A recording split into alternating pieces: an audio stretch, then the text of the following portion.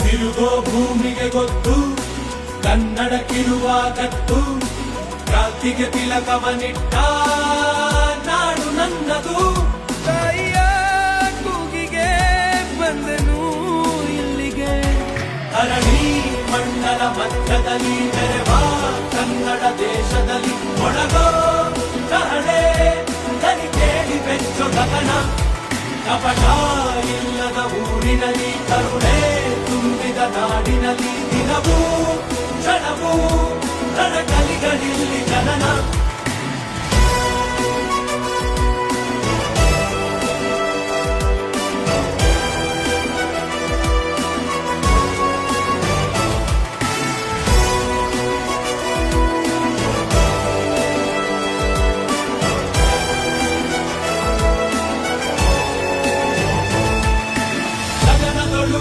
ಬಡಬಡಿಸೋ ಭಾಷೆಯ ಬಾವುಟ ನಮ್ದೇ,